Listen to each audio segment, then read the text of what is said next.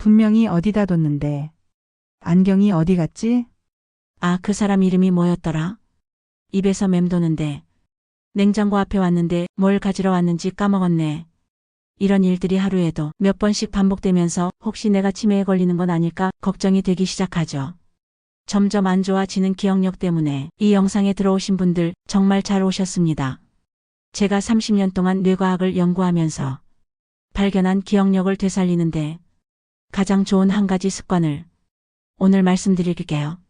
오늘 제가 알려드릴게요. 이 습관만 일상에서 잘 실천해도 기억력이 돌아오고 치매 발병률이 최고 90%까지 줄어들 수 있거든요. 저희 어머니도 기억력 감퇴 증상이 있으셨어요. 70대 초반이 즈음 어느 날부터인가 자꾸 같은 말씀을 반복하시고 약속도 깜빡하시는 일이 많아지셨거든요. 그런데 놀랍게도 딱 한 가지 습관만 바꿨을 뿐인데 6개월 만에 완전히 달라지셨어요. 예전처럼 또렷한 기억력을 되찾으셨죠. 오늘은 그 비밀을 여러분과 공유하려고 합니다. 과학적으로 검증된 그리고 누구나 쉽게 실천할 수 있는 방법 말이에요. 이 영상을 끝까지 보시면 여러분도 분명 달라지실 거예요. 그럼 시작해 볼게요. 여러분은 기억력이 안 좋아진다고 느끼면 어떤 방법을 먼저 떠올리시나요? 뇌에 좋은 음식, 뇌에 좋은 스트레칭 등 모든 원인을 뇌에서 찾고 계시진 않으신가요? 저도 제 어머니의 기억력이 안 좋아지셨다는 걸 알아차렸을 때 원인을 뇌에서 찾아보려 했어요. 영양제, 음식 등 다양한 방법을 사용해도 큰 효과가 보이지 않았죠. 그러다가 어머니에게 권했던 딱 한 가지 습관을 실천하면서 기억력이 현저히 좋아지는 걸 발견했어요. 그리고 저는 충격을 받았어요. 기억력의 개선의 열쇠는 뇌에 있지 않고 손에 있다는 걸 깨달았거든요. 저에게 찾아오시는 환자분들도 그런 걸로 달라지겠어? 라고 반신반의하시는 분들이 정말 많았어요. 하지만 저와 함께 하시면서 기적 같은 변화를 경험하며 놀라세요. 저희 어머니의 경우에도 한 개월 후 요즘 뭔가 머리가 맑아지는 것 같아라고 하시고요. 3개월 후에는 예전처럼 요리 레시피를 척척 기억하시고 동네 분들 이름도 다시 기억하기 시작하셨어요. 6개월이 지난 지금 어머니는 완전히 달라지셨어요. 손주들과 화상통화할 때도 전에 했던 이야기들을 다 기억하시고 약속도 절대 잊지 않으세요. 무엇보다 어머니 표정이 밝아지셨어요. 내가 아직 멍청하지 않았구나라고 하시면서 자신감을 되찾으셨거든요. 그 방법을 알려드리기 전에 먼저 우리 뇌가 어떻게 작동하는지 간단히 설명해 드릴게요. 뇌과학자들이 최근에 발견한 놀라운 사실이 있어요. 바로 뇌의 가소성이라는 건데요. 가소성이라는 게 뭐냐면 뇌가 나이가 들어도 계속 변화하고 발전할 수 있다는 뜻이에요. 마치 플라스틱처럼 모양을 바꿀 수 있다고 해서 가소성이라고 불러요. 예전에는 나이가 들면 뇌세포가 죽기만 하고 새로 생기지 않는다고 생각했어요. 하지만 2000년대 들어서 이것이 완전히 틀렸다는 것이 밝혀졌어요. 스웨덴의 카롤린스카 연구소에서 발표한 연구에 따르면 성인의 뇌에서도 새로운 뇌세포가 계속 생성된다고 해요. 특히 기억을 담당하는 해마라는 부분에서 하루에 700개씩 새로운 뇌세포가 만들어진다고 하네요. 더 놀라운 것은 이 새로운 뇌세포의 생성을 촉진하는 방법이 있다는 거예요. 바로 특별한 자극을 주는 것이죠. 또 다른 중요한 발견이 있어요. 독일의 막스 플랑크 연구소에서 발표한 연구인데요. 뇌의 여러 부위를 동시에 사용하는 활동을 하면 기억력이 현저히 향상된다는 것이 확인되었어요. 이것이 바로 오늘 제가 알려드릴 방법의 핵심이에요. 뇌의 여러 부위를 동시에 자극하는 것. 하버드 의대의 존 레이티 교수는 이런 말을 했어요.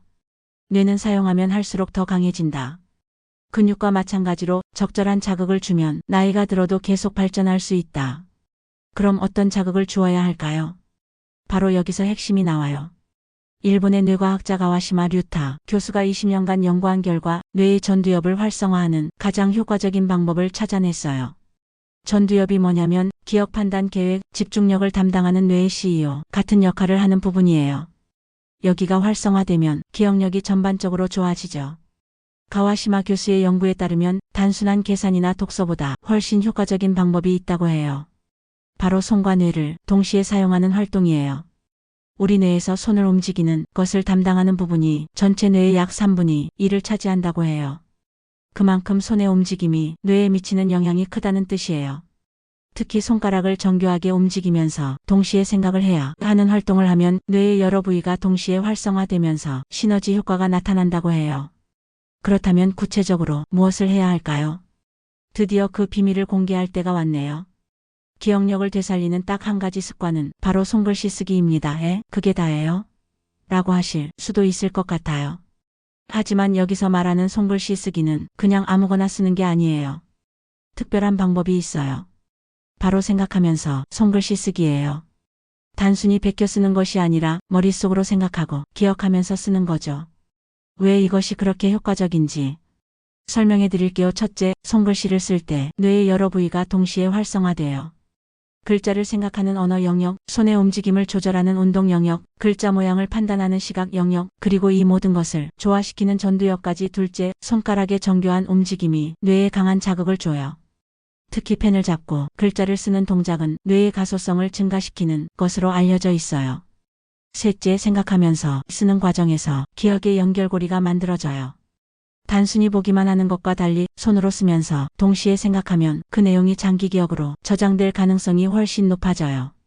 실제로 미국의 인디애나 대학교 연구팀이 실험한 결과 손글씨를 쓰는 그룹이 키보드를 치는 그룹보다 기억력 테스트에서 40% 이상 좋은 결과를 보였다고 해요. 노르웨이 과학기술대학의 연구에서도 손글씨 쓰기가 뇌의 학습 관련 부위를 더 활성화시킨다는 것이 뇌파 측정을 통해 확인되었어요.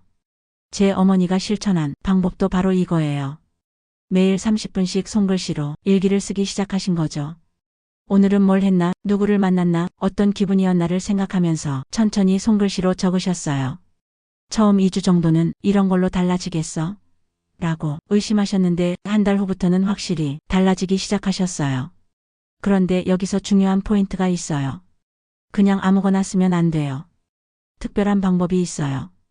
손글씨 쓰기의 구체적인 방법을 알려드릴게요. 가장 기본이 되는 것은 회상하면서 쓰기예요. 무슨 말이냐면 뭔가를 보고 그대로 베껴 쓰는 것이 아니라 머릿속으로 기억해내면서 쓰는 거예요. 예를 들어 보겠습니다. 오늘 아침에 뭘 먹었는지 생각해 보세요. 그리고 그것을 손글씨로 써보세요. 오늘 아침에는 미역국과 밥, 그리고 김치를 먹었다. 이렇게 단순해 보이지만 실제로는 굉장히 복잡한 뇌 활동이 일어나고 있어요. 첫 번째로 기억을 불러내는 과정에서 해마가 활성화돼요. 두 번째로 그 기억을 언어로 바꾸는 과정에서 언어 영역이 활동해요. 세 번째로 손으로 쓰는 과정에서 운동 영역이 활성화돼요. 이 모든 과정을 조율하는 것이 바로 전두엽이에요. 또 다른 방법은 감정과 함께 쓰기예요. 그냥 사실만 쓰는 것이 아니라 그때의 감정도 함께 써보세요. 오늘 아침에 미역국을 먹었는데 어머니가 끓여주시던 맛이 생각나서 마음이 따뜻해졌다. 이렇게 감정을 함께 쓰면 기억이 더 오래 남아요. 감정과 연결된 기억은 뇌에서 더 중요하게 취급되거든요. 세 번째 방법은 오감을 활용해서 쓰기예요. 본 것, 들은 것, 냄새의 맛, 촉감까지 모두 써보세요. 오늘 시장에 갔더니 고등어 굽는 냄새가 좋았다. 아주머니의 정겨운 목소리로 싱싱한 고등어 소리를 들으니 옛날 생각이 났다. 이렇게 오감을 모두 동원하면 뇌의 여러 부위가 연결되면서 기억력이 향상돼요. 시간은 하루에 20-30분이면 충분해요. 너무 길면 오히려 스트레스가 될 수 있어요. 가장 좋은 시간은 저녁 식사 후예요. 하루 있었던 일을 정리하면서 쓰면 더 효과적이죠. 준비물도 간단해요. 펜과 공책만 있으면 돼요. 굳이 비싼 걸 살 필요 없어요. 편의점에서 파는 것도 충분해요. 이제 좀 더 구체적인 실천법을 4주차 단계별로 알려드릴게요. 이 영상을 저장해 두시고 주차별로 돌려보시면 더욱 도움이 되실 거예요. 첫 번째 주에는 적응하는 시간이에요. 매일 10분씩 간단한 일기를 써보세요. 형식은 자유롭게 하시면 돼요. 오늘 날씨가 어땠나? 누구를 만났나? 뭘 먹었나? 이런 것들을 짧게 써보세요. 중요한 것은 생각하면서 쓰기예요. 달력을 보면서 쓰지 마시고 기억을 떠올리면서 써보세요. 처음에는 기억이 잘 안 날 수도 있어요. 그럼 오늘 점심에 뭘 먹었더라? 라고 써도 돼요. 기억하려고 노력하는 것 자체가 뇌 운동이거든요. 두 번째 주부터는 내용을 조금 더 구체적으로 써보세요. 단순히 친구를 만났다가 아니라 오랜 친구 영희를 만났는데 새로 염색한 머리가 잘 어울렸다. 우리가 함께 다녔던 학교 이야기를 했는데 그때 담임 선생님 성함이 뭐였더라? 이렇게 연관된 기억들을 계속 끌어내면서 쓰는 거예요. 또 하나의 팁은 질문하면서 쓰기예요. 오늘 만난 사람들 중에 가장 인상 깊었던 사람은 누구일까? 오늘 하루 중에 가장 기뻤던 순간은 언제일까? 이런 질문들을 스스로에게 던지면서 써보세요. 답을 찾는 과정에서 뇌가 활발하게 움직여요. 한 달 정도 지나면 이제 더 깊이 들어가 보세요. 과거의 기억들과 연결해서 써보는 거예요. 오늘 시장에서 본 토마토가 어릴 때 할머니 댁 텃밭에서 따먹던 토마토를 떠올리게 했다. 그때 할머니는 어떤 분이셨지? 어떤 말씀을 자주 하셨지? 이렇게 현재와 과거를 연결하면서 쓰면 오래된 기억들도 다시 살아나요. 실제로 어떻게 쓰는지 보여드릴게요. 2024년 12월 15일 일요일 오늘은 날씨가 참 좋았다. 오랜만에 따뜻한 햇살이 비쳐서 기분이 좋았다.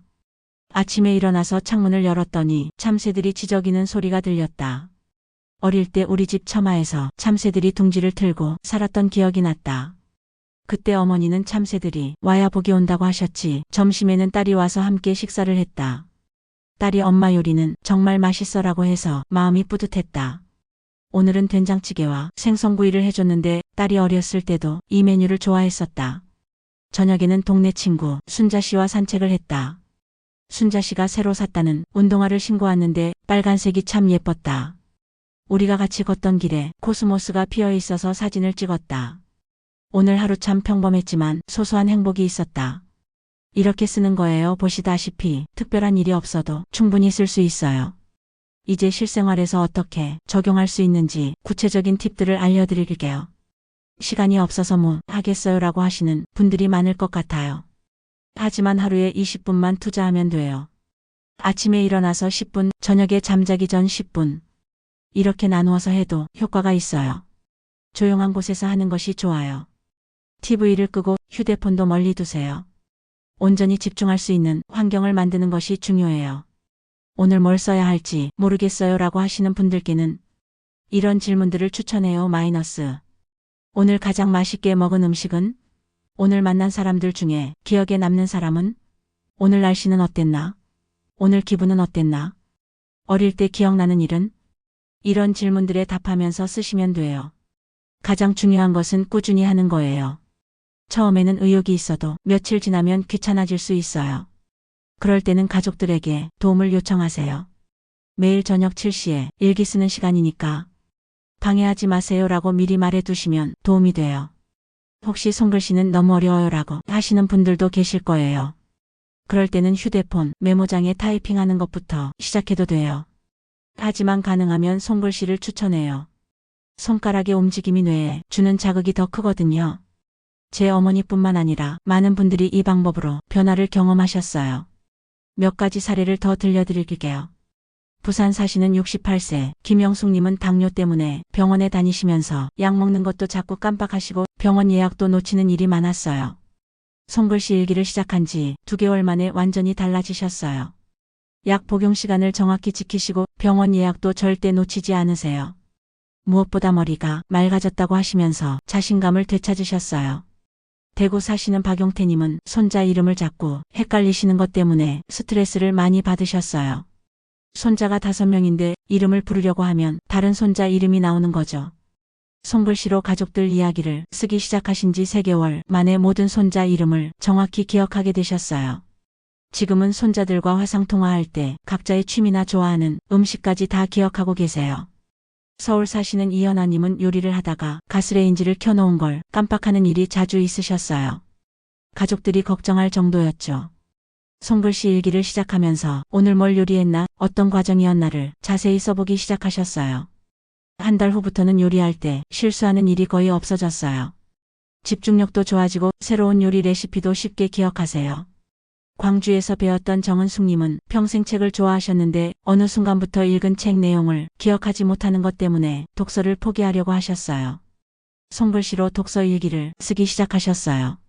책을 읽고 나서 기억에 남는 부분, 감동받은 부분을 손글씨로 정리하는 거죠. 3개월 후 다시 독서의 재미를 느끼게 되셨어요. 읽은 책의 내용을 친구들에게 설명해 줄 수 있을 정도로 기억력이 좋아지셨어요. 이분들의 공통점이 뭘까요? 첫째, 꾸준히 하셨어요. 하루도 빠뜨리지 않고 매일 하셨어요. 둘째, 그냥 쓰는 게 아니라 생각하면서 쓰셨어요. 기억을 되살리려고 노력하면서 쓰셨어요. 셋째, 포기하지 않으셨어요. 처음 1-2주는 별 변화가 없어도 계속 하셨어요. 서울대학교 의과대학 정신건강의학과 교수님은 이렇게 말씀하세요. 손글씨 쓰기는 뇌의 여러 부위를 동시에 활성화시키는 가장 간단하면서도 효과적인 방법입니다. 특히 기억과 관련된 뇌 영역들을 집중적으로 자극하기 때문에 노인분들의 기억력 향상에 매우 도움이 됩니다. 강남 세브란스 병원 신경과 교수님도 이런 말씀을 하세요. 치매 예방을 위해서는 뇌를 지속적으로 사용하는 것이 중요합니다. 손글씨 쓰기는 복잡한 뇌 활동을 요구하면서도 누구나 쉽게 할 수 있는 활동이라는 점에서 매우 의미가 있습니다. 손글씨 쓰기를 할 때 주의할 점들을 알려드릴게요. 첫째, 너무 완벽하게 하려고 하지 마세요. 글씨가 예쁘지 않아도 상관없어요. 맞춤법이 틀려도 괜찮아요. 중요한 것은 생각하면서 쓰는 과정이에요. 둘째, 억지로 하지 마세요. 기분이 너무 안 좋거나 몸이 아플 때는 무리하지 마세요. 스트레스를 받으면서 하면 오히려 역효과가 날 수 있어요. 셋째, 다른 사람과 비교하지 마세요. 옆집 할머니는 하루에 3페이지씩 쓰는데 나는 왜 이렇게 적게 쓰지? 라고 생각하지 마세요. 자신에게 맞는 속도로 하는 것이 중요해요. 자, 이제 제가 여태 자주 들어왔던 질문들에 대해 다뤄볼게요. 질문 1. 하루에 몇 분 정도 해야 하나요? 20-30분이 적당해요. 너무 길면 피로하고 너무 짧으면 효과가 적어요. 질문 2. 언제 하는 것이 가장 좋나요? 저녁 시간이 가장 좋아요. 하루 있었던 일을 정리하면서 쓰면 더 효과적이에요. 질문 3. 뭘 써야 할지 모르겠어요. 오늘 있었던 일, 만난 사람, 먹은 음식, 날씨, 기분 등 아무거나 써도 돼요. 중요한 것은 생각하면서 쓰는 거예요. 질문 4. 글씨가 너무 못생겨서 부끄러워요. 이 글씨체는 전혀 중요하지 않아요. 남이 보는 게 아니니까 편안하게 쓰세요. 질문 5. 효과가 언제부터 나타나나요? 개인차가 있지만 대부분 2-4주 후부터 변화를 느끼기 시작해요. 질문 6. 컴퓨터나 스마트폰으로 써도 되나요? 이 손글씨가 더 효과적이에요. 하지만 관절염 등으로 글씨 쓰기가 어려우시면 타이핑도 도움이 돼요. 여러분, 지금까지 잘 들어주셔서 감사해요. 혹시 나이가 이렇게 많은데 지금 와서 뭘 해도 소용없을 것 같아라고 생각하시는 분 계세요? 그런 생각은 정말 잘못된 거예요. 뇌는 나이가 들어도 계속 발달할 수 있어요. 90세에도 새로운 것을 배우고 기억력을 향상시킬 수 있어요. 실제로 100세가 넘으신 분들 중에도 정말 또렷한 기억력을 유지하시는 분들이 많아요. 그분들의 공통점은 뭘까요? 바로 꾸준히 뇌를 사용하신다는 거예요. 여러분도 충분히 할 수 있어요. 나이는 숫자일 뿐이에요. 중요한 것은 시작하는 마음가짐이에요. 처음에는 어색하고 귀찮을 수 있어요. 하지만 2주만 참고해보세요. 분명히 변화를 느끼실 거예요. 제 어머니도 처음에는 이런 걸로 뭐가 달라지겠어라고 하셨지만 지금은 이런 좋은 방법을 왜 진작 알려주지 않았느냐고 하세요. 그리고 혼자 하기 어려우시면 가족들과 함께 해보세요. 우리 가족 모두 매일 일기를 써보자라고 제안해보세요. 함께하면 더 재미있고 오래 지속할 수 있어요. 또 친구들과 함께 해도 좋아요. 우리 매일 일기 쓰고 가끔 서로 이야기해보자라고 하면 서로 격려하면서 계속할 수 있어요. 기억하세요. 여러분은 지금도 충분히 소중하고 가치 있는 분들이에요. 손자, 손녀들에게 더 많은 이야기를 들려주고 싶으시죠? 친구들과 더 재미있는 대화를 나누고 싶으시죠? 그럼 오늘부터 시작해보세요. 아니, 이 영상이 끝나면 바로 시작해보세요. 펜 하나와 공책 하나만 준비하시면 돼요. 그리고 오늘 이 영상을 보고 새로운 것을 배웠다라고 써보세요. 그것만으로도 첫 시작이에요. 여러분의 뇌는 여러분이 생각하는 것보다 훨씬 더 놀라운 능력을 가지고 있어요. 다시 한번 그 능력을 깨워보세요. 여러분, 오늘 정말 소중한 시간을 함께 보냈네요. 제가 오늘 말씀드린 손글씨 쓰기 정말 간단하지만 효과는 놀라워요. 중요한 것은 지식이 아니라 실천이에요. 아무리 좋은 방법을 알아도 실천하지 않으면 소용없어요. 오늘 저녁부터 시작해보세요. 오늘 좋은 영상을 하나 봤다. 기억력을 되살리는 방법을 배웠다. 내일부터는 매일 손글씨로 일기를 써보기로 했다. 이렇게 써보세요. 그게 바로 첫 번째 일기가 될 거예요. 3개월 후, 6개월 후 여러분은 분명히 달라져 있을 거예요. 예전처럼 또렷한 기억력을 되찾으시고 자신감도 회복하시게 될 거예요. 그리고 가족들이요. 우리 엄마 아빠가 요즘 기억력이 좋아지신 것 같네라고 말할 거예요. 그때 여러분은 이 영상을 떠올리시면서 뿌듯해 하실 거예요. 나이가 들면서 잃어버린 것들도 있지만 오히려 더 깊어진 것들도 있어요. 경험, 지혜, 포용력. 이런 것들은 젊은 사람들이 가질 수 없는 여러분만의 보물이에요. 거기에 또렷한 기억력까지 더해진다면 여러분은 정말 완전한 어르신이 되시는 거예요. 손자, 손녀들에게 옛날 이야기를 재미있게 들려주시고 친구들과 추억을 나누시고 새로운 것들을 배우시면서 더욱 풍요로운 노후를 보내시기 바라요. 여러분 모두 건강하시고 행복하시길 바랍니다. 그리고 기억하세요. 여러분은 지금도 충분히 멋진 분들이에요. 오늘 이 영상이 여러분의 새로운 시작이 되었으면 좋겠어요. 여러분, 오늘 영상이 도움이 되셨나요? 만약 도움이 되셨다면 꼭 좋아요 버튼을 눌러주세요. 여러분의 좋아요 하나하나가 저에게는 큰 힘이 돼요. 그리고 구독 버튼도 꼭 눌러주세요. 구독하시면 건강한 노후를 위한 더 많은 정보들을 받아보실 수 있어요. 앞으로도 여러분의 건강하고 행복한 노후를 위해 유익한 정보들을 계속 올릴 예정이에요. 혹시 궁금한 점이나 다뤄주었으면 하는 주제가 있으시면 댓글로 남겨주세요. 최대한 답변 드리고 영상으로도 만들어 드릴게요. 그리고 이 영상이 도움이 되셨다면 주변의 어르신들에게도 공유해주세요. 카카오톡으로 보내주시거나 직접 보여주시면 더 많은 분들이 도움받을 수 있을 거예요. 댓글에는 오늘부터 시작해보겠습니다 라고 써주세요. 다른 분들에게도 동기가 될 거예요. 그럼 다음 영상에서 또 만나요. 건강하세요.